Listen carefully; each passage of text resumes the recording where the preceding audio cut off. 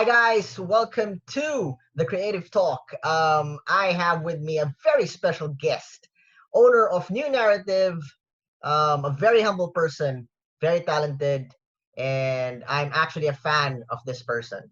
Um, let's all welcome Ms.Lisa Tessman. Thank you. I appreciate that. I definitely enjoy your content as well. So I'm excited to be here. Can you share us who Lisa Tessman is? I'm the daughter of an entrepreneur. My dad was always starting businesses when he was younger. And when he settled down with a family, he decided to slow down a bit, but he created his own manufacturing business. It was very small. Him and my mom operated it. But being an engineer by trade, it made sense for him to be in manufacturing, and he just loved business. So naturally, as a child, you aspire to be like your parents. So I dreamed of owning a business too someday. And I remember I would sneak into my parents' supply cabinet and I would take things like blank invoices and legal pads and I'd bring it back to my room and I would set up office. It's like my own little shop. And, as I grew older, I would start creating things. I loved art. I loved writing. So I'd create things and I would sell those to neighbors or whoever I thought would buy it. When I went to college, I wanted to pursue all of my passions, which was kind of hard for me to figure out what exactly I wanted to do. But business seemed like the right choice because it's like the world of endless opportunities and endless possibilities. And I still wanted to dive into that creative side. So marketing was kind of my wheelhouse and my choice. And was that also what your parents want you to pursue? Sure. I think, I don't think they steered me specifically toward business. I think they let me know that business is a good opportunity. Right. My brothers, they also were in business, and one of them was an entrepreneur himself for a little while. So I saw that a lot growing up, and I think it just naturally came. I don't think they necessarily forced me into it, but it was the logical choice between, me pursuing art versus business. I think, getting off right off the bat, it was a little bit easier to do, and I could always create my own business after that related to art. So, I did that, and then I spent a few years in the Coast Guard in the US and did some management experience there. And then I started working for Carhartt, which for those of you that don't know, they're a big brand in the US. They're a workwear clothing company. And in Europe, they're like more of a fashion line. So it's really interesting to see, but it's big just about anywhere you go. And I worked in sales. I was more in their sales division, but marketing was still a huge part of that role. I was working with their teams and executing on our brand strategy. Everything we did was tied back to building brand awareness and how can we create that brand experience in our retail stores. I managed big accounts and big brands like Dick's Sporting Goods and Amazon.com. And I really had to hone in on how are we merchandising both online and in store? How are we driving those marketing campaigns and how are we planning sales? Really deliver that brand experience holistically. Wow. Was it easy for you, like first, because your parents are in the same, in the same career, business? Did you ever felt that their expectation is too high and you need to, meet them? Sometimes it's really a burden to you. What was there a time that you felt that way? No, I think, I think me personally, I made myself more that way than my parents pushed me that way. I'm kind of like a go-getter and a type A Right. personality. So, there's always sibling rivalry. So my brothers, seeing how well they were doing, of course, I was striving to do well too. So I kind of imposed some of that pressure on myself. Here I am today. I've got a lot of experience and, Nice, I've nice. loved Well, it. the good thing is it turned out to be beneficial for you, right? So, there are a lot of people who also do that, put pressure, push them to move forward, but then it end up in a negative way, right? They get depressed Right. and, they break down. But clearly for you, it works, or you're just hiding it. Well, I'm not going to say that every moment's perfect. We all have our moments where we struggle and where we think like, gosh, how am I going to do this? Is it possible? And you really just have to get into that entrepreneur mindset and say it's okay to fail, because failure eventually leads to success. Ooh, I like that. It's so deep. I want you to explain further and why did you came up with that mindset? I think I was a workaholic, and I really pushed myself. Like I mentioned, and there were some times where I had breaking points. I went back to school to get my MBA while I was working full time, and I had big responsibilities. And I kept thinking, oh, I just need to do perfect. I need to do perfect every time, and it's unrealistic. And it really just hurts yourself, and it kind of makes you dislike what you're doing, even though, like I had a passion for business. And you start to say, oh, well, I don't feel like I'm connecting with my passion anymore. And it's because you're putting these unnecessary pressures on yourself. And as I was going through my MBA program, I saw, it's easy to see the entrepreneurs who are doing well, who are succeeding, are the ones who aren't really afraid to Mm. misstep. And I really had to kind of reprogram my mind into realizing, yes, you have to take a step back and let these things be okay. And the more I started to do that in a small way, the easier it became to do in a bigger way. And starting my business was a huge way to say to myself, it's okay to fail and take this step. I think that was the biggest moment for me, where I said, I have to push myself to do this, to get past this breaking point, to get Wow. to this point where I can say, even if I fail, like I did something, and I did something I wanted, and it didn't work, but I learned from it. Exactly. If you look at it that way, you wouldn't consider it as a failure, right? Because Right. yes, it didn't work out, but at the end, you learned something. You gained something from it. Mm-hmm. And then that learning, that discovery could be a stepping stone for the next big thing. So Yeah. in reality, yes, it didn't work out the way you planned it to be, but then you learned something, you understood something that might help you for the next big thing. And for me, that's not failure. That's just, one step closer to the next big thing, or to the designed business or dream for you, right? Yeah. But not everyone can really grasp that thing or mindset, because and I understand that's reality. You invested time, effort, and money, and then your business or your project didn't pan out like the way you envisioned it to be. So first, the emotion is there. So when emotion starts to get the best of you, everything gets clouded. And Mm-hmm. it's really a battle, how you condition your mindset to be in the right track. And how do you have like some tips? I'm excited to know, like, how do you condition your mindset? Like, it may be silly tips, something you just started to be a routine, or really factual tips that really help you to condition your mind to stay in that mindset. I think the biggest thing I've told myself, and I remember what I enjoyed most as a child when I was trying new things, was to enjoy the process. I think to me, the process has been bigger than the end result for me, because it is about learning, and I love to learn. So, like you said, if you continue to think about the things that you're going to learn along the way, as opposed to what you're missing or what's not working, it's kind of like reframing the mind to think about positive versus a negative, and having people in your life that hold you accountable. Oof. Having a strong person who's there and has your back, who's supportive, and not just going to tell you like, oh, you're doing great, but when there's a challenge, having somebody who can help you think of like, how can you overcome that, and not just be like, oh, it's okay, you can do whatever you want, I just want you to be happy.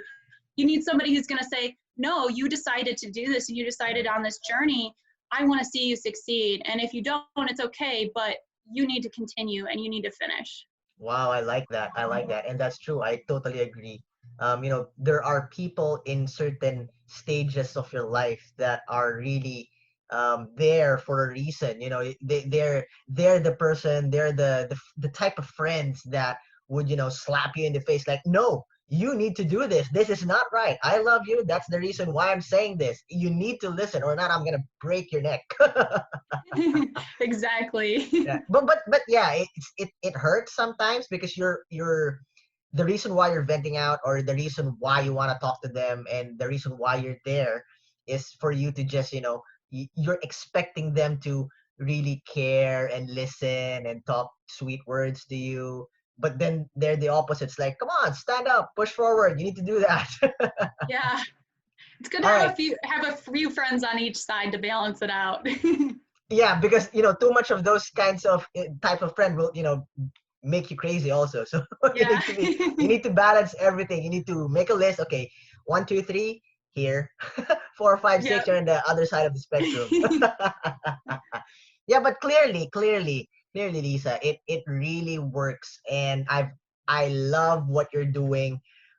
We've been exchanging a lot of messages, back and Mhm. forth, and that's authentic. I'm really a fan, and I love what you've been doing. That's why I'm eager. This is Thank you. this is me. This is me. Off cam, on cam. I am eager to learn from you, to know the story, because that's the type of person I am. Like, okay, I know she's successful. I know she has, um, content that are full of substance. But what's the story? What's the intent? What was the process? How did she came to be? Who are the people who influenced her to be in this uh, point in life? And now I'm unveiling stories, and I'm very sure that a lot of people that will be listening and watching will also see themselves in your experience, and maybe they were in that situation, and the other side is they are undergoing the same experience that you experienced before. So I'm really happy unveiling those, um I can say, wisdom. I love learning, as I mentioned before, and even through my MBA, that was not the end of what I wanted to do. And I thought the best way to learn is really to start your own business, but I didn't have it figured out. And I really wanted to tie together my passions, the business, the creative side, and just being able to help others. So when this pandemic hit, it really was the best time to turn my dream into a reality. And it was. I mean, you have all this time to think and reflect and really just launch something. You have a time where it's quiet, where you can launch and really focus on your plan. So from that moment and that moment in time, NuNarrative was kind of born. I wanted to help solopreneurs and small businesses captivate their audience and do that through brand strategy and brand photography. So to me, that was combining my business world with the artistic world with photography. So right now, Wow. my business is just kind of taking off. Nice, nice. And I'm glad that our podcast, The Creative Talk, is a part of New Narratives, new outlook, the new journey. You mentioned the new narrative. You mentioned your business. What were the challenges that you faced starting up a company like this? Because the vision is so nice. The vision is so nice. And I like it. It's something new. It's something relevant. It's something very modern. So take us through the experience. Yeah, I wouldn't say my type of business is the most difficult to start up in terms of financial, like your financial backup, unless of course you want to build a consulting firm and hire Yeah. people. Right now, I'm just doing it myself for the most part, trying to automate things and make the process as simplistic as possible so I can be out there on the front lines working with my clients. The biggest challenge is really getting the word out there, and for me, it's getting that word of mouth, which I've gotten a lot of clients through that. It's networking, and that's what good entrepreneurs do is they network, and they're not always, behind the desk doing the work. Of course, as a solopreneur, I have to do it all myself. So I'm doing a bit of both. But networking has given me some great opportunities and helped me develop some complementary partnerships. One of the women I'm working with, she is a social media marketer, and we're trying to develop a coaching program together where I focus on branding and the messaging for startups, and she focuses more on that social media strategy to help get them going. And that's just been through networking and taking that time to meet others. You can find so much inspiration from others if you just take the time to listen. And I've loved hearing about others start their business and really finding out what are their challenges. And it helps me develop, because as an entrepreneur, you're never just stagnant. You're never just saying, this is my one mission, this is what I'm doing, and I'm just going to do this. You listen to your customers and you get that feedback, and then you morph your business to how it really makes sense. So I'm kind of in that stage where I'm still learning. I know intuitively to some degree what makes sense, but I'm still learning things that could be added to my business that would be beneficial to customers. And, the more you help people and the more you give that value, the more likely you are to get word of mouth. Even if you're doing some things, for free to help people, you're getting your word out there. Wow, I like that. What would you say makes you different? What makes you stand out? Oh, so that's a good question. For me, I think I take that experience I had with big brands and I say, what really made them a big brand, and why do they have all this history? And it's because they were connecting with their customer on a deeper level. So I'm really focused on helping businesses flip what they're doing now, which a lot of small businesses, and this is why I focus on small businesses, is they're focused on telling a business story and giving their history, sharing their offerings, and finding the need in the marketplace. But I say, no, it's not finding a need in the marketplace. It's solving a problem for your customer. I say it's talking about their life, their aspirations.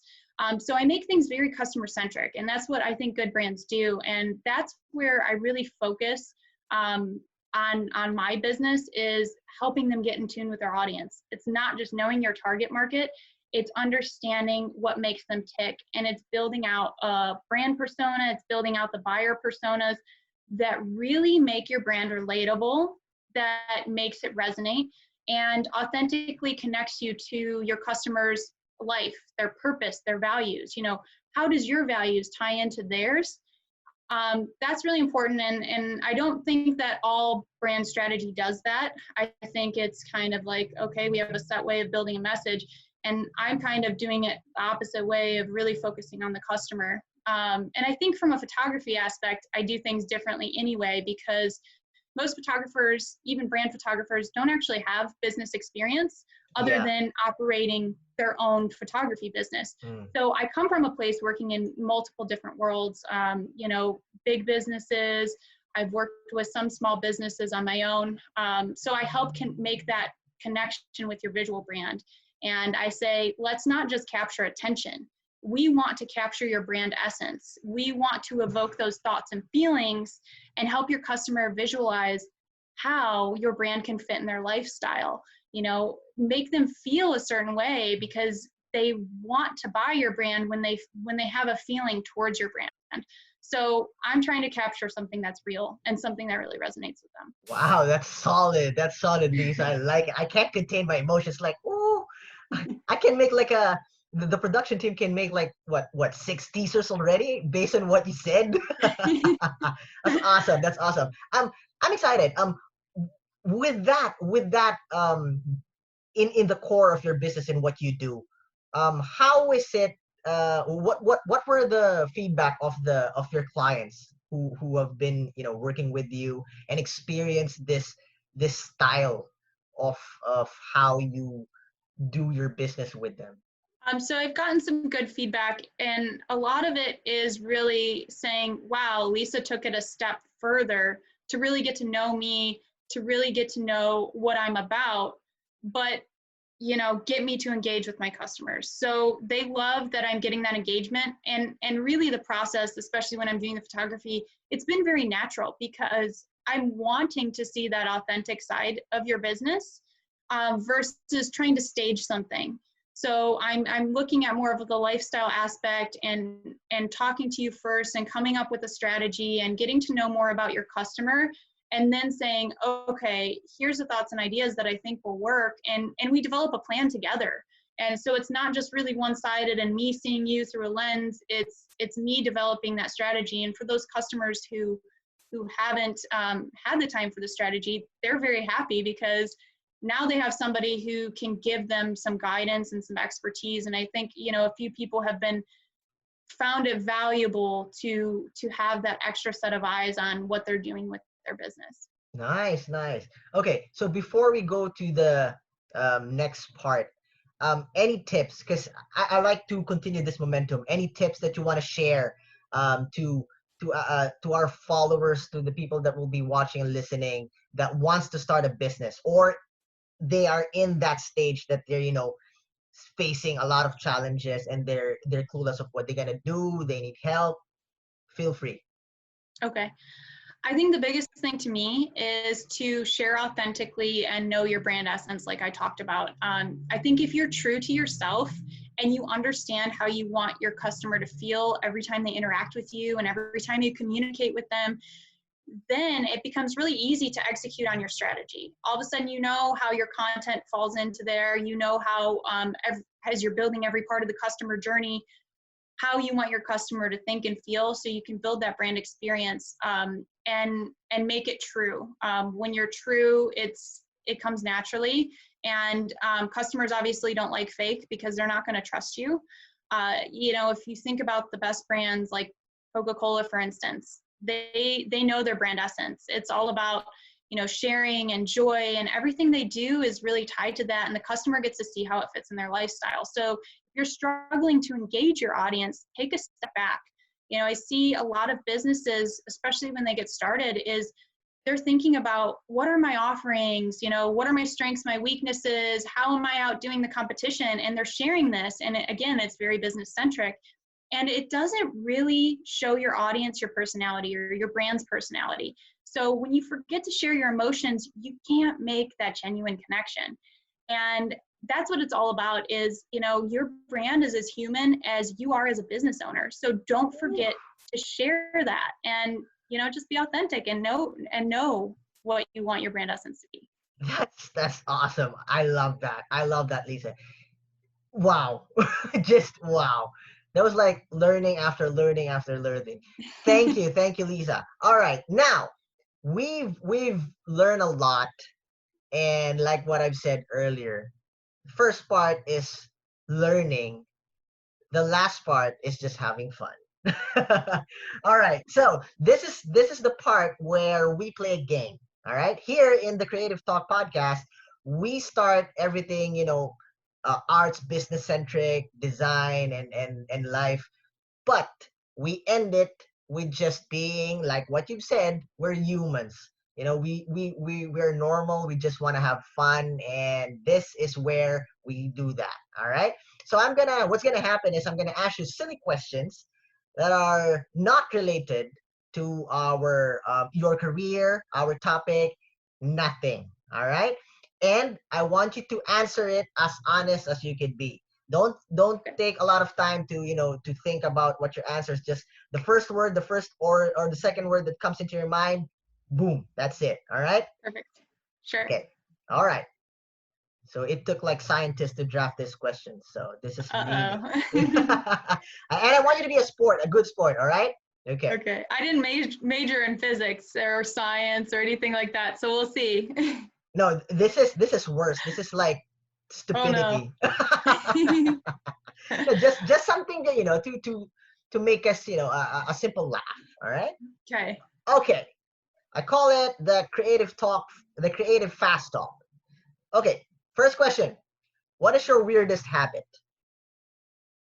I would say probably how germophobic I am and just constantly cleaning. That's probably my weirdest habit to some people. Right. Next, coffee or tea? Tea. Right. Third, the cinemas or Netflix? Netflix. If you were a fruit, what fruit would you be? I would be an orange. Why? A little sweet, a little tart. Wow, there you go. Business minded, branding, artist. All right. Shoes or soap? Shoes or soap? Yep. Oh my gosh, I guess I'd have to go with soap. Can't live with that. That's a hard choice. Right. I told you. The beach or snow? If snow involves the mountains, I'll go with snow. All right. Okay. Greatest award you received when you were a kid? As a kid, Ooh. I placed second in semifinals with the equestrian team when I used to show Wow. horses. Yeah. Wow. I did not see that coming. Wow. That's awesome. You need to supply me with photos. We need to put that here. All right. Okay. Next, pillows or blankets? Blankets. Right. Okay, here it comes. This is a part like just be good sport. Sex or chocolates? Oh my gosh. I don't want to say this on TV. Okay, I'll say your first choice. Very good. Okay, okay, okay. Good sport. Good sport. I love you. I love you. Thank you. Next, who would you like to see in a concert? Um, Honestly, if I could get them back, it would be Kurt Cobain. Ooh, I totally love you, Lisa. Nice, nice, nice answer. Pancakes or waffle? Waffles. Mm-hmm. Art or history? Art. Neck or lips? Lips. That's a weird one. Yeah, it is. All right, last question. What was the last concert you saw? Um, I ooh, I honestly I mostly go to like local bands. So I would just say I went to a street fair out in Sacramento, And and the I don't name? remember the name of the bands. Ah, come on, Lisa. Anyways, Lisa, thank you. Thank you for being a good sport, a beacon of inspiration, a beacon of learning. Me, myself, I learn a lot, and I'm sure people that will be listening and watching will learn a lot also. They will be inspired because I did. I was like, full motivation, and you can see my facial expressions are, just so excited. And thank you for giving me time. Thank you for spending your precious stories, sharing your precious stories here in the Creative Talk.